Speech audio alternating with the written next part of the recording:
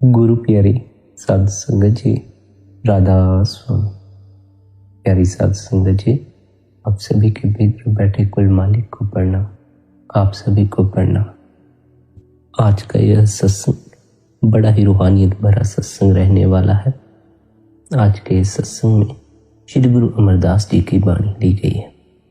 सत्संग को ध्यानपूर्वक अंत तक समझें ताकि जीवन में आध्यात्मिक मार्ग में और भी हमें सफलता मिल सके और हमारी जो रुकावटें हैं वे रास्ते से हट सके और मार्ग साफ हो सके। सत्संग के वचन है, नामे ही ते सब किछ होय, बिन सतगुरु नाम न जाओ। आप समझाते हैं सारी दुनिया के मजहब उस परमात्मा की तरफ ले जाते हैं। सारी दुनिया का परमात्मा एक ही है। यह नहीं कि हिंदुओं का कोई और है, मुसलमानों का कोई और है, ईसाइयों का कोई और है और सिखों का कोई और है। अलग अलग ढंग से यात्रा शुरू होती है, भिन्न भिन्न मार्गों से यात्रा शुरू होती है, लेकिन उस एक पर आकर पूरी हो जाती है। प्रत्येक धर्म का प्रयास तो यही है कि वह मनुष्य को भीतर की तरफ मोड़े, लेकिन मनुष्य ने धर्म को ही बाहर की तरफ मोड़ दिया है, जिस कारण धर्म विकृत हो जाता है।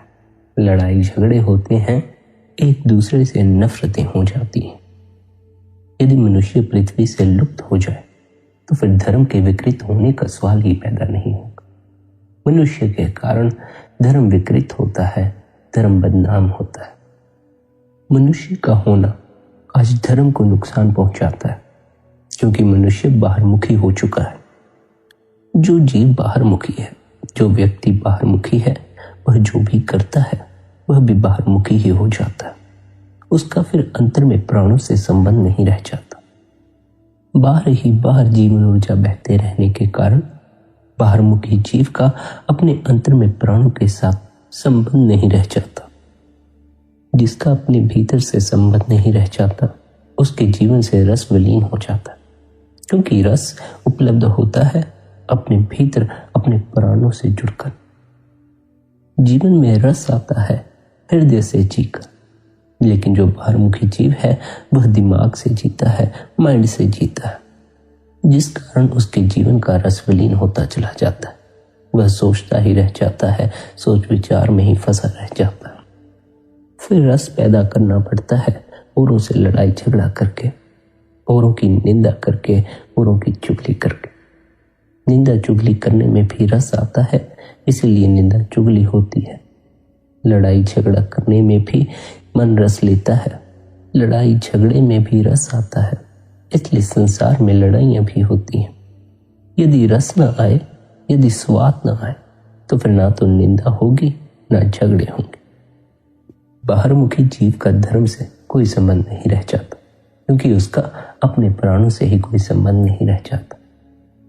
जिसका अपने प्राणों से संबंध जुड़ जाता है, जिसे अपने भीतर की खबर लग जाती है, जो अपने ही भीतर से जुड़ जाता है, उसके भीतर ही धर्म का जन्म होता है। अपने भीतर अपने स्रोत से जुड़ जाना ही धर्म है। धार्मिक हो जाने का अर्थ मात्र इतना ही नहीं है कि तुम हिंदू हो जाओ, मुसलमान हो जाओ, सिख हो जाओ या ईसाई हो जाओ। अगर तुम हिंदू होकर यह समझ लो कि तुम धार्मिक हो गए, अगर तुम मुसलमान होकर यह समझ लो कि तुम धार्मिक हो गए, तो उससे धर्म तो फलित होगा नहीं, मगर लड़ाई झगड़ा नफरत अवश्य हो जाएगी।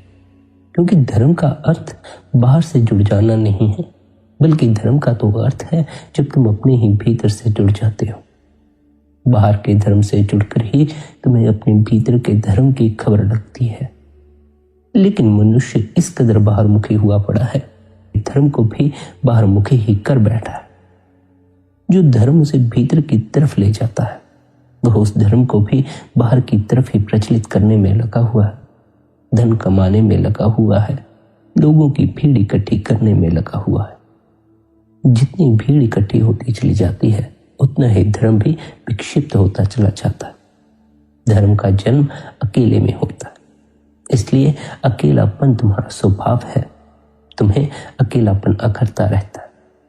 अनेक प्रयास करते रहो तब भी अकेलापन महसूस होता रहेगा। जब तुम अपने भीतर से जुड़ोगे तब तुम्हारा अकेलापन दूर होना शुरू होगा। जब तक तुम अपने भीतर के स्रोत से नहीं जुड़ते तब तक अकेलापन तुम्हें अखरता ही रहेगा। तुम अनेक प्रयास करोगे, बार बार अकेलापन आकर सामने खड़ा हो जाएगा। बार बार तुम पाओगे कि फिर भीतर अकेलापन महसूस होने लगा। भीड़ तो बड़ी इकट्ठी कर ली, लेकिन फिर भी भीतर अकेलापन ही महसूस होता रहेगा। यह प्रकृति ने तुम्हारे लिए व्यवस्था कर रखी है, तुम इस व्यवस्था को बदल नहीं सकते। जब तक तुम अपने ही भीतर ना उतर जाओ, उस परमात्मा से ना जुड़ जाओ, तब तक अकेलापन अखरता ही रहेगा। यह जो अकेलापन है, यह ही तुम्हें प्रेरित करता है अपने भीतर उतर जाने के लिए। क्योंकि एक ना एक दिन संसार में भटक कर, भीड़ में भटक कर, मित्रों में भटक कर, रिश्तेदारों में भटक कर व्यक्ति पाता है कि उसके किसी भी प्रयास से उसका अकेलापन दूर नहीं हुआ। बाहर ही बाहर भटकते रहने से उसका अकेलापन दूर नहीं हुआ, बल्कि और भी अकेला महसूस होने लग गया। बाहर किए अनेकों प्रयासों के विफल होने के बाद ही मनुष्य के भीतर की तरफ प्रयास करने की रुचि पैदा होती है। जब तक यह भ्रम होता है कि बाहर से कुछ मिलेगा, मनुष्य बाहर ही बाहर प्रयास करता रहता है, उसकी वृत्ति बाहरमुखी ही रहती। बाहरमुखी होकर ही अंतर्मुखी होने की यात्रा शुरू होती। लेकिन यदि हम बाहरमुखी होकर ही रह जाएं, तो फिर यात्रा प्रारंभ ही नहीं हो पाती। तब फिर धर्म से जुड़ना तो दूर की बात है, हम धर्म की खोज में भी नहीं निकल पाते। हिंदू मुसलमान होना, सिख ईसाई होना, यह जामे तक ही सीमित रह जाता है। आत्मा का धर्म तो परमात्मा से मिल जाना है। तुम्हारा जब जामा छूट जाएगा, तब तुम किस धर्म के थे, किस जात के थे, किस मजहब के थे, इसका कोई सवाल ही नहीं रह जाएगा। क्योंकि जिस जामे के कारण तुम थे, वह जामा ही छोड़ जाओगे। जो जामा हिंदू था, जो जामा मुसलमान है, जो चेहरा हिंदू है, जो चेहरा मुसलमान है, वे चेहरे ही यहीं छोड़ जाने। लेकिन हमने चेहरों को ही पकड़ रखा है, जामों को ही पकड़ रखा है, जिस कारण हम आपस में लड़ते झगड़ते रहते हैं। जबकि प्रत्येक मजहब का यही मकसद है कि वह व्यक्ति को अपने भीतर की तरफ मोड़ सके, अपने प्राणों से जोड़ सके। हम भीतर से तो क्या जुड़ेंगे, हम बाहर से ही एक दूसरे से टूटे बैठे हैं। हम सबको अलग अलग नजरिए से देखते हैं, जबकि हम सभी के भीतर वह एक ही परमात्मा बैठा हुआ है। सबके लिए उस परमात्मा की इबादत एक ही है। हमारे मजहब अलग अलग हैं, पर वह सबके लिए एक है। अगर किसी एक कौम का होता तो बाकी के साथ जुल्म हो जाता, पर वह नाम एक है, वह सबके ही अंदर है। चाहे हिंदू होकर अंदर जाओ, चाहे मुसलमान होकर अंदर जाओ, चाहे सिख होकर अंदर जाओ, चाहे ईसाई होकर अंदर जाओ, वह नाम सभी के लिए एक जैसा है। इंसान चाहे किसी भी मजहब का हो, पर हम जब तक बाहर हैं वह नहीं मिलता, उस नाम से मिलाप नहीं होता। बाहर केवल माया का जगत है। वह आज का नहीं, बल्कि जब से सृष्टि बनी है तब से ही है। सारी दुनिया की किताबें बताती हैं कि वह आदमी के अंदर है। जिस नाम की खोज, जिस नाम से जुड़कर मालिक से मिला जा सकता है, वह आदमी के अंदर है, पर आदमी अंदर नहीं जाता। आदमी बाहरमुखी हो चुका है। जब तक आदमी अंदर नहीं जाता, उसे नाम नहीं मिलता। राम, रहीम, राधा स्वामी और अन्य लफ्ज नाम नहीं है। ये नाम तो लोगों को समझाने के लिए रखे गए हैं। पर्दा खोलने के लिए महात्माओं ने अपनी अपनी भाषा में नाम रखे हुए हैं। गुरु अमरदास जी समझाते हुए कहते हैं कि वह नाम क्या चीज है। वह कुल आलम को पैदा करने वाला है। इसमें आसम है, सबके अंदर है। मगर जब तक पूरा गुरु या कामिल मुर्शिद नहीं मिलता, रूह अंदर नहीं जाती, नाम के साथ नहीं जुड़ती। दरवाजा बंद है, चाबी गुरु के पास है।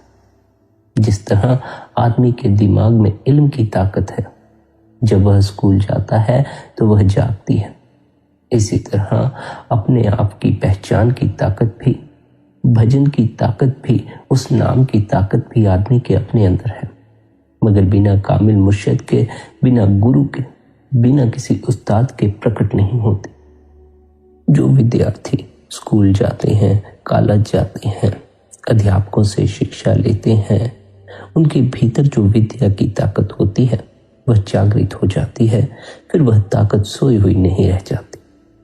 पहले तो सोई हुई होती है, अध्यापकों के पास जाकर, स्कूल कॉलेजों में जाकर जागृत होती है। उसी तरह नाम की ताकत, उस शब्द की ताकत भी हमारे भीतर ही है। हम जब तक गुरु के पास नहीं जाएंगे हमें उस ताकत की खबर नहीं लग पाएगी, हमारी वह ताकत जागृत नहीं हो पाएगी। जो स्कूल कॉलेज नहीं जाते, जिन्होंने अध्यापकों से शिक्षा नहीं ली, उनकी विद्या की ताकत सोई रहती है। ऐसा नहीं है कि उनमें विद्या की ताकत नहीं होती है, लेकिन जागृत नहीं हो पाते क्योंकि वे किसी अध्यापक की शरण में नहीं गए। जो गुरु की शरण में जाते हैं उनके भीतर जो ताकत सोई हुई है वह जागृत हो जाती है।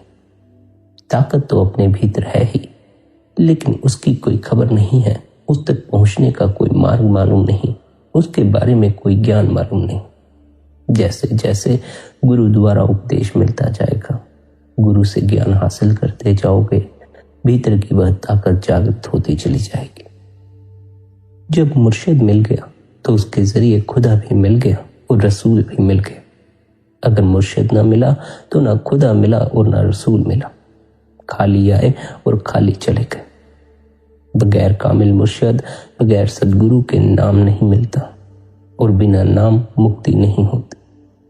वह ताकत जो सारी दुनिया को पैदा करती है वह नाम है और प्रत्येक धर्म उस नाम की ओर ही इशारा करता है। मुसलमान फकीर उसे कलमा बांगे आसमानी कहते हैं। श्री गुरु नानक साहिब उसे शब्द या बाणी कहते हैं। प्रत्येक धर्म का इशारा तो उस धुन की ओर ही है। प्रत्येक धर्म का प्रयास तो मनुष्य को अपने भीतर गूंजते उस शब्द से जोड़ने का ही है। लेकिन मनुष्य इतना बाहरमुखी हो चुका है कि उसे भीतर गूंजते उस शब्द की ध्वनि सुनाई ही नहीं पड़ती है। मनुष्य इतना बाहरमुखी हो चुका है कि उसे ऐसा कोई एहसास ही नहीं है, कोई अनुभव भी नहीं है कि उसके भीतर भी कोई संगीत गूंज रहा है, उसके भीतर भी कोई धुन गूंज रही है।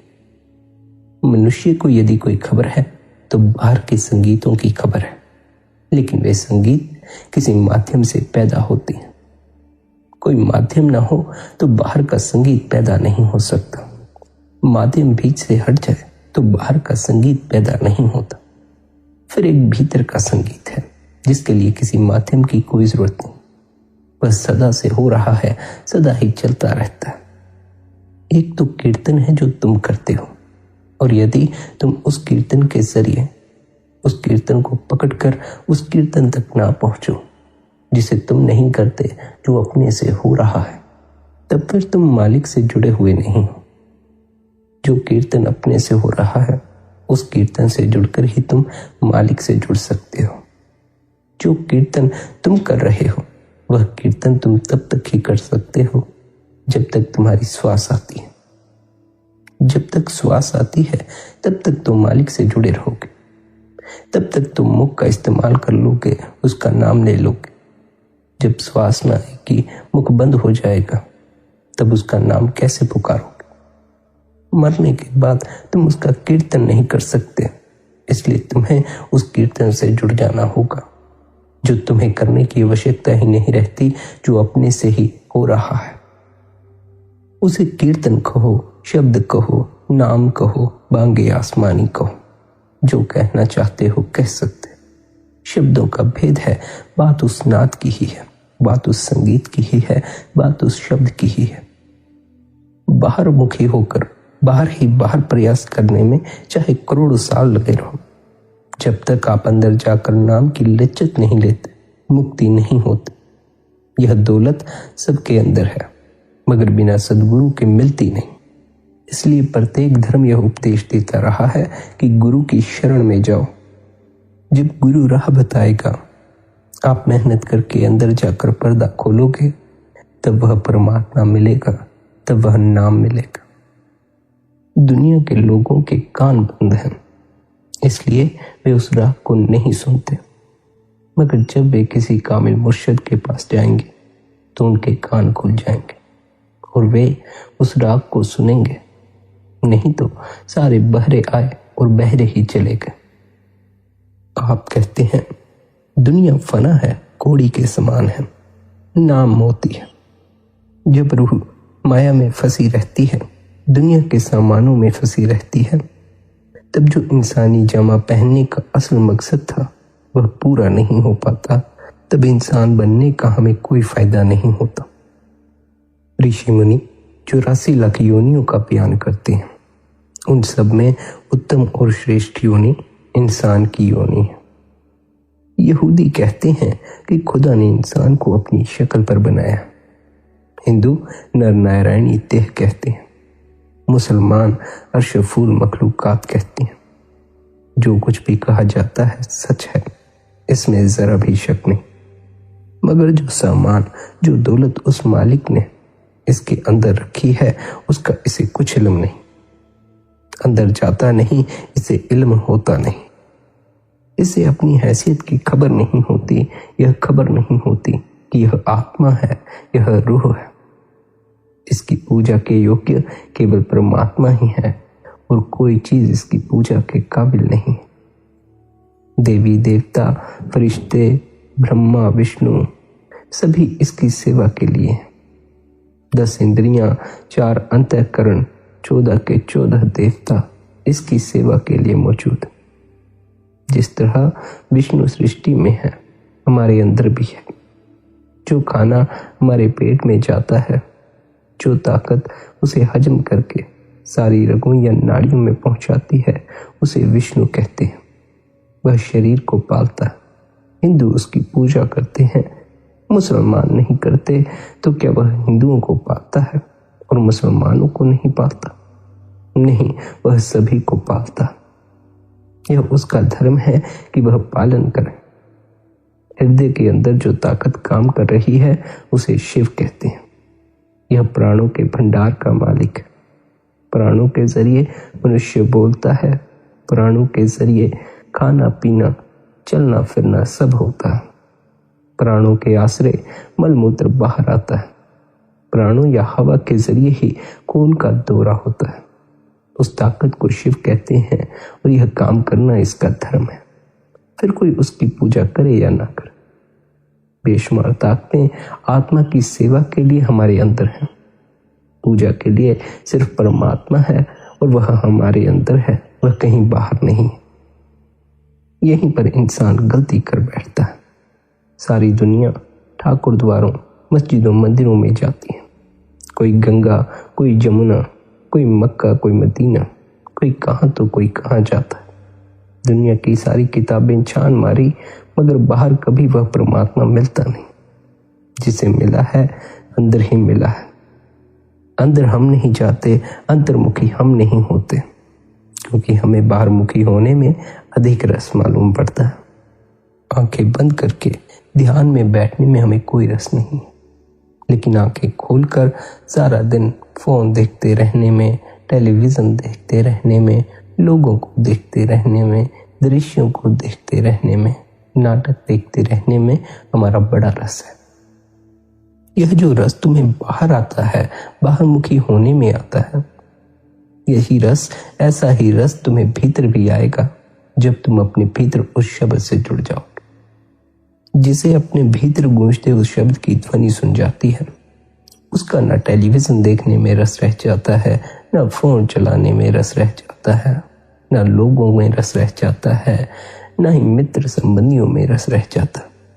उसे तो फिर अपने अकेलेपन में ही रस आने लग जाता है, क्योंकि उस अकेलेपन में भीतर का संगीत और भी प्रकट होता है। अकेले होकर ही तुम धर्म से जुड़ सकते हो, अपने प्राणों से जुड़ सकते हो। भीड़ में रहकर कभी भी तुम्हें अपने प्राणों की खबर न लग सकेगी, अपनी आत्मा की खबर न लग सकेगी, क्योंकि सारी भीड़ ही बाहरमुखी हुई बैठी है और आदमी पर संगत का बड़ा असर पड़ता है। अगर तुम ऐसे जीवों की संगत करते हो जो बाहरमुखी हैं, जो माया में भटकते रहते हैं, संसार में भटकते रहते हैं, तो उनकी संगत करते करते तुम भी बाहरमुखी ही हो जाओगे, तुम भी उनकी तरह ही हो जाओगे। दूसरों को देख देख कर आज हम कैसी मूर्ताओं में पड़ गए हैं, इसका बयान करना बड़ा ही मुश्किल है। अकेले रहने से व्यक्ति जब डरता है तब वह भीड़ खोजता है, और क्योंकि भीड़ बाहर मुखी है इसलिए उसकी संगत करके मनुष्य भी बाहर मुखी हो जाता है। भीड़ दौड़ती है धन के लिए, व्यक्ति भी फिर धन के लिए दौड़ना शुरू कर देता है। भीड़ दौड़ती है मान सम्मान पद प्रतिष्ठा के लिए, व्यक्ति भी फिर उसी दौड़ में पड़ जाता है। भीड़ दौड़ती है बाहर ही बाहर सुख खोजने में, भीड़ की संगत करने वाला भी फिर बाहर ही बाहर सुख खोजता रह जाता है। इसलिए यह आवश्यक है कि हम गुरुमुखों की संगत करें। बाहर मुखियों की अगर हम संगत करेंगे तो हमारा ख्याल भी बाहर मुखी हो जाएगा। गुरुमुखों का ख्याल अपने ही भीतर से जुड़ा हुआ है। गुरुमुख अपने ही भीतर उतर चुके हैं। यदि हम उनकी संगत करेंगे तो हमारा भी ख्याल भीतर की तरफ मुड़ना शुरू हो जाएगा। यदि हम उनकी संगत करेंगे तो हम भी अपने प्राणों, अपनी आत्मा से जुड़ सकेंगे। यदि कोई व्यक्ति शराबी आदमी की संगत करने लग जाए तो कुछ दिनों बाद वह भी शराब पीने लग जाता है। इसी तरह जब तुम गुरु की संगत करने लग जाते हो तो कुछ समय बाद तुम भी भीतर की तरफ सरकना शुरू कर देते हो। तुम्हें भी वह स्वाद लग जाता है जो गुरु को लगा है। एक बार यदि नाम की लज्जत आ जाए, नाम का स्वाद लग जाए, फिर वह स्वाद तुम्हें अपने से ही अपनी तरफ खींचता रहता है। गुरुमुखों की संगत में रहकर तुम्हें उस नाम की खबर लगेगी, लेकिन उस नाम से जुड़ने की युक्ति गुरु तुम्हें यूं ही नहीं दे देगा। गुरु नामदान भी उसको देता है जो भीतर की तरफ यात्रा करना चाहता है। गुरु तुम्हें दूर से ही देखकर पहचान लेता है कि तुम्हारी वृत्ति बाहरमुखी है या अंतर्मुखी है। गुरु तुम्हें दूर से ही देखकर पहचान लेता है कि तुम उसके पास धन के लिए आए हो, पद के लिए आए हो, मान सम्मान के लिए आए हो, बच्चों के लिए आए हो, या फिर तुम उसके पास सच में आनंद के लिए आए हो, उस मालिक से जुड़ जाने के लिए आए हो। गुरु तुम्हारे भीतर तक देख लेता है। गुरु तुम्हें इस माया की कैद से बाहर ले जाने के लिए आता है। इसलिए गुरु के पास जाकर अगर तुम इस माया के जगत की ही कामना करो, इस माया के जगत के पदार्थों की ही इच्छाएं प्रकट करो, तो उनसे तुम्हें कोई लाभ नहीं होने वाला, क्योंकि गुरु तुम्हें माया से ही बचाने के लिए आया हुआ है। तुम उसी में तो फंसे हुए हो। माया में तुम ऐसे लिप्त हो गए हो कि तुम्हारा अपने अंतरंग प्राणों से संबंध टूट गया है। माया ने तुम्हें इतना बाहरमुखी कर दिया है कि तुम्हारा जो अपना असल होना है, तुम्हें उसकी भी खबर नहीं रहती, तुम्हें अपने भीतर की भी खबर नहीं रहती। जीवन तुम्हें मिलता है ताकि तुम अपने होने की खबर ले सको, लेकिन तुम माया के पदार्थों के पीछे ही भागते रह जाते हो। ना तो इस माया से कुछ हासिल होता है, ना ही तुम अपने होने की खबर ले पाते हो, और जीवन यूं ही बर्बाद चला जाता है। जीवन हाथ से निकल जाता। समय एक बार हाथ से निकल गया, फिर तुम अपने भीतर की खबर न ले सकोगे। माया के बराबर दुख और कोई नहीं। जो नाम को छोड़कर माया में आ गया, वह एकता को छोड़कर द्वैत में आ गया। वह भ्रम में आ गया, वह चिंता में आ गया, और चिंता में ही दुख है। जिसका संबंध नाम से टूट गया, शब्द से टूट गया, वह माया के देश में आ गया। उसने अपनी पूरी उम्र दुख में ही बिता दी, और इस देश में जो कर्म किए उनके फलस्वरूप मरने के बाद उसे धर्मराय के सामने पेश होना पड़ेगा। यही दुख है। जो उसने सजा दी वह और दुख है। नरकों में चला गया, फिर और ज्यादा दुख है। सो जीव ज्यों ज्यों नाम मार्ग से पीछे हटता है, दुख ही दुख पाता है। जिस प्रकार लड़ाई झगड़ा किया, जब तक गांव में है चिंता नहीं, अगर पुलिस आ गई तो दुख होता है। अगर जज के सामने पेश होना पड़ता है तो और दुख होता है। अगर जेल की कोठरी में डाल दिया जाए तो और दुख होता है। अगर जेल की लंबी सजा हुई हो तो और भी अधिक दुख बढ़ जाता है। जब जेल भोग कर घर आया तो घर वाले कहते हैं कि जेल से आया, यह अलग दुख हो जाता है। अगर सुख प्राप्त करना है तो नाम मार्ग के साथ जुड़ो, नाम के साथ जुड़ो। दिल में से दुनिया का प्यार निकाल दो, नाम का प्यार पैदा करो। ज्यों ज्यों दुनिया का प्यार छोड़ोगे, त्यों त्यों नाम का प्यार आता जाएगा। मनुष्य जन्म पाकर अगर कोई फायदे वाला काम करना है तो नाम की कमाई करो। मनुष्य जन्म मिलने पर भी नाम की कमाई नहीं की तो फिर बड़ी गलती की, इस इतने बड़े अवसर को अपने हाथ से गवा दिया। अगर कोई यह चाहे कि मन मार्ग में से निकलकर अपने आप नाम मार्ग में आ जाए तो यह संभव नहीं, बल्कि जब तक मालिक को यह मंजूर नहीं कि वह मन मार्ग से निकलकर नाम मार्ग की ओर आए तब तक नहीं आ सकता। जिसे मालिक इस तरफ लाना चाहता है उसकी चाबी गुमाता है, उसके अंदर जिज्ञासा पैदा होती, धीरे धीरे वह गुरु को तलाश करने लगता है और खोज करते करते संतों की शरण में आ जाता है। वह गुरु की हिदायत पर चलने लगता है। वह धीरे धीरे अभ्यास करता हुआ मालिक की गोद में चला जाएगा। लेकिन अगर मालिक को मंजूर नहीं तो वह फिर उल्टा ख्याल ले लेगा। जिसकी चाबी उस मालिक ने घुमा दी और जिसने कमाई की वह बहादुर है, उसका दुनिया में आना मुबारक है।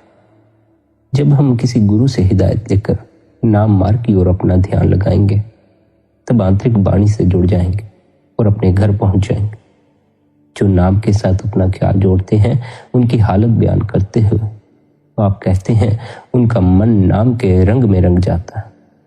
बाकी सबकी जीवा दुनिया की बातें करके दुनिया के रंग में रंगी हुई है, लेकिन जिन्होंने अंतर में नाम का स्वाद ले लिया वे जानते हैं कि यह स्वाद पक्का और सच्चा है।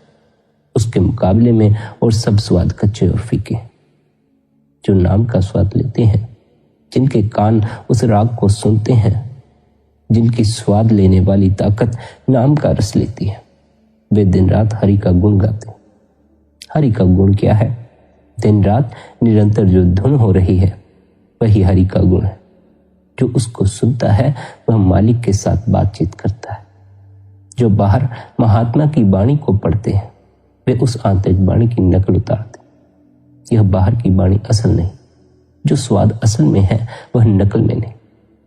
सब संतों का एक ही उपदेश है कि नाम इंसान के अंदर है।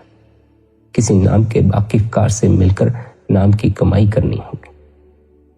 लफ्ज अलग अलग हो सकते हैं, विषय एक ही है। कोई नाम कहता है, कोई शब्द कहता है, कोई अनहद नाद कहता है। जो गुरु तुमसे शब्द की बात करता हो उस गुरु से नाम की युक्ति लेनी। आप कहते हैं ऐ भले लोगों, तुम दुनिया के साथ प्यार किए बैठे हो, उस नाम के भेदी सदगुरु के साथ प्यार क्यों नहीं करते? तुम्हारी सारी उम्र भ्रमों में ही बीत गई है। अब तो उस सदगुरु की शरण में जाओ। मन मार्ग को छोड़ो और किसी नाम के धनी की संगति करो, उसके चरणों में बैठो। आप कहते हैं तुझे माया के साथ प्यार है, यानी स्त्री, पुत्र, बाल बच्चों आदि के साथ प्यार है। ये सब ठग है। ये तुझे अपने घर नहीं जाने देते। इनके प्यार ने तुझे रोक रखा है। अगर मालिक के घर जाना है तो इन ठगों का प्यार छोड़ दे। अगर इनमें ही विचरते रहना है तो बेशक इनके साथ प्यार कर, बल्कि दुगना कर। अगर इनके बंधन से निकलने की इच्छा है तो अंदर नाम के साथ प्यार कर। तुझे पूरी छूट है, जिसके साथ जी चाहे प्यार कर। पर इन ठगों के साथ मिलकर क्यों अपनी पूंजी खत्म कर रहा है? अंदर नाम के साथ जुड़कर अपने घर पहुंच। मनुष्य का प्यार है स्त्री के साथ, बेटे बेटियों के साथ, दुनिया के पदार्थों के साथ। जितना प्यार यह इनके साथ रखता है, अगर उतना ही ध्यान या प्यार यह शब्द के साथ रखे तो यह बार बार यहां आकर मौत का शिकार ना हो। जो जीते जी 9 द्वार खाली करके अंदर जाकर नाम के साथ जुड़ गया, उसके लिए मौत दुखदाई कभी नहीं होती। जो जीते जी पार लांग गया, उसको किस बात का दुख? मौत से सब डरते हैं। अगर हम शब्द में मर जाएं, शब्द में लीन हो जाएं, तो फिर हमारा मौत का डर भी खत्म हो जाता। आप समझाते हुए कहते हैं कि मन बड़ा जबरदस्त है। वह जन्मों जन्मों से आत्मा के साथ लगा हुआ है। वह इसे बाहर खींचता है। बड़ा भारी जाल है। अगर कोई नाम का भेदी मिल जाए, इंसान उसकी संगति करे तो वह धीरे धीरे इस जाल में से निकल सकता है।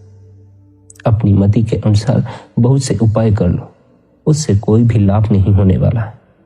किसी ने जप किया, किसी ने तप किया, किसी ने दान किया, किसी ने पुण्य किया, मगर कोई उपाय कारगर न हुआ। जिसने नाम की युक्ति अपनाई वह सफल हो गई।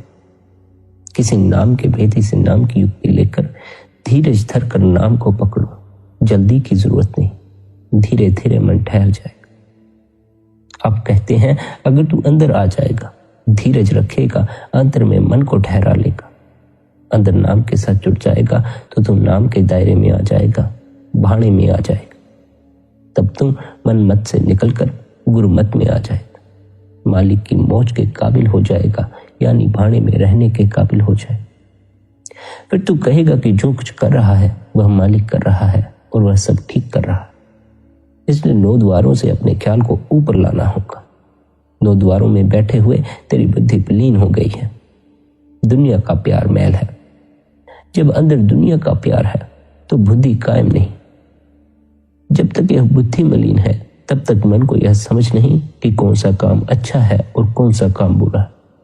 अपने अंदर नाम के साथ जुड़कर मन की मलिनता को दूर कर लो ताकि अच्छे और बुरे की सोच ही आ जाए। जितनी चतुराइयां हैं गुरु के आगे जाकर सब छोड़ दो, तब तुम्हारा काम बनेगा। अपनी मति के आश्रय मत बैठो। जब तक तुम अपनी मति के आश्रय बैठे हो, जब तक अपनी चतुराई के भरोसे बैठे हो, तब तक तुम भ्रम में बैठे हो। जल्दी करो, अपना ख्याल किसी नाम के भेदी की ओर लगाओ। तुम भ्रम के जाल में फंसे हुए हो, माया के जाल में फंसे हुए हो।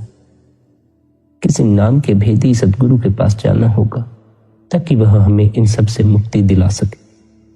इस बात को पल्ले बांध लो कि गुरु के सिवाय और कोई भी सहायक नहीं है, बाकी सब ठग ही ठग इकट्ठे हो रहे हैं। जिस घाट का इशारा गुरु देता है उस घाट पर जाकर अपनी आत्मा को शब्द के साथ जोड़ना है। मन का घाट छोड़कर आत्मा को शब्द के साथ जोड़ना है। जब तक तुम अंदर जाकर अपने ख्याल को शब्द के साथ नहीं जोड़ते, तब तक माया के जाल से बाहर नहीं निकल सकते। मन मार्ग से छूटने का यही एक तरीका है। अगर यह बात समझ में आ जाए कि शब्द के सिवाय और कोई सहायता करने वाला नहीं है, तो फिर हमें अवश्य ही शब्द का अभ्यास निरंतर करना चाहिए। हमें गुरु पर भरोसा और विश्वास करना चाहिए, उसके उपदेश पर चलना चाहिए, अपनी ही मति में नहीं बैठे रहना चाहिए। जब तक तुम अपनी मति में बैठे हो तब तक मार्ग नहीं खुलता। अपनी मति को छोड़ दो और गुरु की मति को अपना लो। जो अपनी मति के अनुसार अंदर जाना चाहते हैं, भीतर जाना चाहते हैं, वे अंदर नहीं जा सकते। वे चढ़ते हैं, गिर पड़ते हैं, फिर चढ़ते हैं, फिर गिर पड़ते हैं। अगर थोड़ा बहुत अंतर में चढ़ते भी हैं तो फिर बाहर आ जाते। अंदर भी काफी झमेला है। कौन सी आवाज को पकड़ना है, कौन सी को नहीं पकड़ना, यह खबर नहीं लगती जब तक गुरु हमें यह समझाए नहीं, जब तक हम किसी गुरु के पास न जाए। अगर नाम मिल भी गया और फिर भी अपनी मति न छोड़े तो फिर गुरु का कोई कसूर नहीं। अगर वैसे ही विषय हैं, वैसे ही विकार हैं, मन का घाट छोड़ा नहीं तो फिर कुछ नहीं बनेगा। कभी कभी थोड़ा बहुत प्यार तो आता है, लेकिन फिर फीके पड़ जाते हो। फिर तुम कहोगे इतने वर्ष हो गए नाम लिए हुए लेकिन कुछ नहीं बना। यह मन की आदत है कि वह अपने ऊपर दोष नहीं लेता, बल्कि कहता है कि इतने वर्षों से नाम का जाप कर रहे हैं लेकिन कुछ बन नहीं रहा। अगर यही सवाल तुम अपने मन से पूछो कि इतने वर्ष भजन करके भी कुछ क्यों नहीं बना, तो मन खुद ही जवाब दे देगा कि जो काम करने का सदगुरु हुक्म देते थे वह मैंने किया ही नहीं।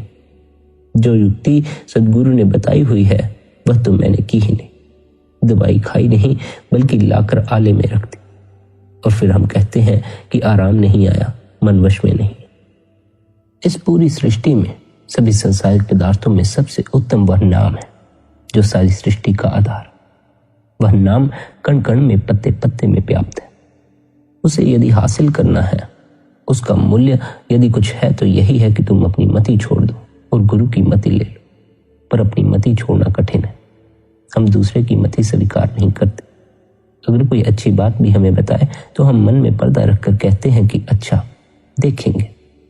अगर काम बन जाता है तो चुप रहते हैं, अगर नहीं बनता तो जाकर उल्हाना देते। मन की तो यहां तक हालत है कि वह गुरु को भी अपना नहीं समझता। समझाए जाओ पर असर नहीं हो। सिमरन की दवा मुंह में देते जाओ पर पीता नहीं। चेतन शक्ति सिमटकर घुटनों तक आ जाए तो मन कहता है कि अब फिर किसी समय भजन करेंगे। अब उठ जाता। अगर अभ्यास में हम लगे रहें तो रूह सिमट कर कमर तक आएगी, आंखों तक आएगी। अवश्य ही हमें कोई ना कोई अनुभव तो होगा। इसलिए आप समझाते हैं कि मन से प्यार तोड़कर मन मार्ग को छोड़ दो, नौ द्वारों को छोड़ दो और नाम के साथ प्यार कर लो। तुम्हारे अंतर में आकाश है, उसमें ध्यान लगाओ। वहां एक आकाश नहीं बल्कि करोड़ों आकाश है।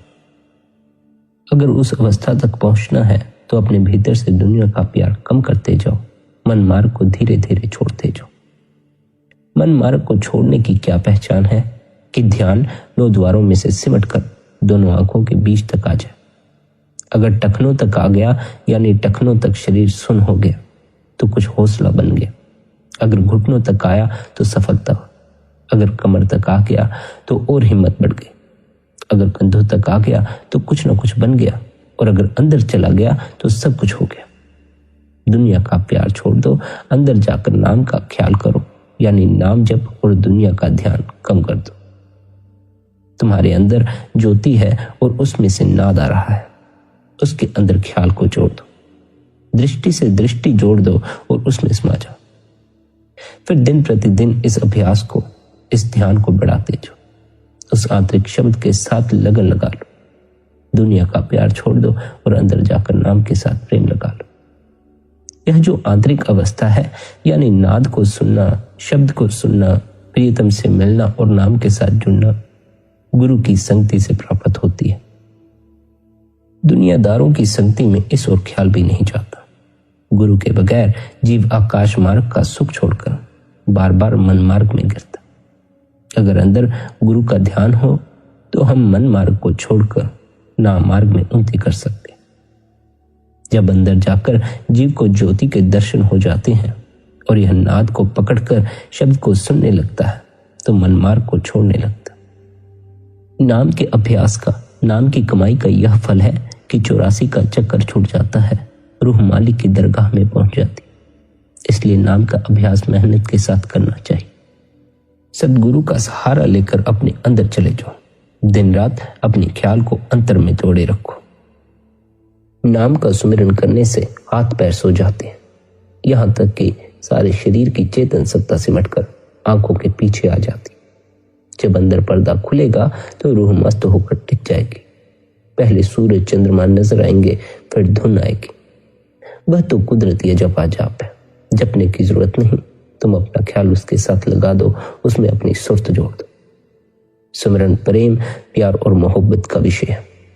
यदि माला फेरने से परमात्मा मिलता है तो यह कुएं में जो रट चल रही है यह भी तो माला है, मगर इसका कोई फायदा नहीं। इसलिए परमात्मा तक बाहर से पहुंचने का हर मार्ग परमात्मा से दूर ले जाने का मार्ग बन जाता है। बाहरी किसी मार्ग से हम परमात्मा के निकट पहुंचे या ना पहुंचे, दूर अवश्य ही पहुंच जाते, भटक अवश्य ही जाते। हमें तो अपने श्वासों की माला फेरनी है। जब तक श्वास आती है हमें अपने ख्याल को शब्द से जोड़े रखना, अपने ख्याल को नाम से जोड़े रखना। संतों के पास नाम है, संत नाम का ही मार्ग बताते हैं। करोड़ों जप करो तब करो, परंतु जब तक अंतर में ले जाने वाला महात्मा साथ नहीं होता तब तक अंदर किस प्रकार जा सकते। बिना संतों के कोई भी अंदर नहीं जा सकता। लेकिन दुनिया कहती है कि संतों की कोई जरूरत नहीं, उनको कोई क्या कहे। वेद शास्त्रों ग्रंथ पोथियों में नाम नहीं बल्कि नाम की महिमा। नाम से अगर तुम्हें कोई जोड़ सकता है, नाम का तुम्हें कोई अनुभव करवा सकता है तो वह जीता जागता गुरु करवा सकता है। किसी भी किताब को पढ़कर तुम्हारे भीतर वह नाम प्रकट नहीं हो सकता। तुम्हें उसकी खबर अवश्य लग सकती है लेकिन उसका अनुभव नहीं हो सकता।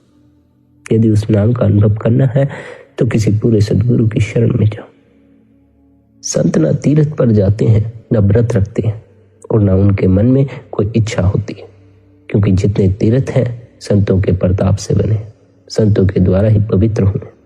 संत दिन रात नाम की कमाई करते हैं, नाम का दान देते हैं और नाम के द्वारा जीवों का उपकार करते हैं। इसलिए प्यारी साध संगत जी, निरंतर भजन सिमरन करते रहें, निरंतर ध्यान में बैठें, अपने ही अंतस में उतर जाएं। अपना ख्याल रखें।